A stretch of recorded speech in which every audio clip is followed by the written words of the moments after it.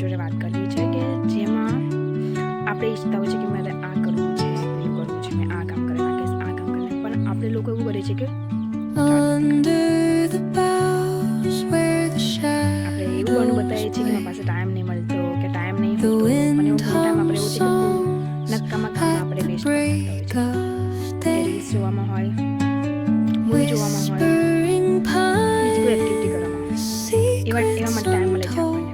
પણ આપણે જે ખરેખર આપણી લાઈફમાં આગળ જતાં આપણને કામ લાગશે, આપણને ફ્યુચરમાં કામ લાગશે, એ વસ્તુ કરવા માટે આપણી પાસે ટાઈમ નથી. આપણે બહાનું કરીએ છીએ કારણ કે આપણે એ વસ્તુ માટે બિલકુલ પ્રાયોરિટી નથી. કારણ કે જ્યારે કોઈ વસ્તુ માટે પ્રાયોરિટી આપે છે તો ટાઈમ એના માટે ઓટોમેટિકલી નીકળી આવે છે. તો એ વસ્તુ લાઈફમાં તમારે જોઈતી હોય કે કોઈ તૈયારી છે, કોઈ એક્ઝામની તૈયારી છે, કોઈ વસ્તુ છે તમે એની પાસે મહેનત કરવી છે, એ કોઈ જીમ હોય, તે વાંચવાનું હોય, એક્સરસાઇઝ હોય, કંઈ બી,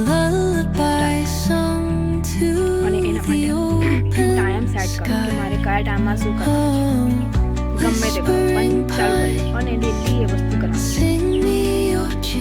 ડિસિપ્લિન, જો તમે ડિસિપ્લિનમાં એ કામ કરશો તો ઓટોમેટિકલી તમારી લાઈફમાં એ કામ અપ્લાય થઈ જશે કે તમારે એમાં ટાઈમ નહીં કાઢવો પડે. તમને યાદ આવશે કે મારે આ ટાઈમે મારે આટલું કરવાનું છે, તો અલગથી ટાઈમ નહીં કાઢવો, કારણ કે તમારું ડેલી રૂટીન બની જશે કામ કરવા માટે. તો જેવી તમે વિચારો છે એ કામ ચાલુ કરી દો. બના ના કાઢશો, બના કાઢવાથી કોઈનું કશું થવાનું નહીં, અને તમારું જ ખાલી નુકસાન થવાનું છે, બીજું કોઈનું કશું થવાનું છે.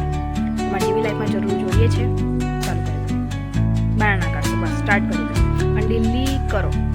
જ્યાં સુધી તમને આદત ના લાગે ત્યાં સુધી વસ્તુ કરો, અને બધા માટે એક ટાઈમ સેટ કરો કે તમારે કયા ટાઈમમાં તમારે શું કરવાનું છે, કેટલો ટાઈમ એને પાછળ કરવાનો છે. તો બધે કામનું ટાઈમ મેનેજમેન્ટ કરશો તો એક એક કામ માટે ટાઈમ નીકળશે. બધી વસ્તુને પ્રાયોરિટી આપવાની છે જે આપણા લાઈફ માટે જરૂરી છે. સો લાગી જાઓ અને લાઈક, સબસ્ક્રાઈબ જરૂર કરો. બસ સ્ટાર્ટ કરી દો જરૂર છે.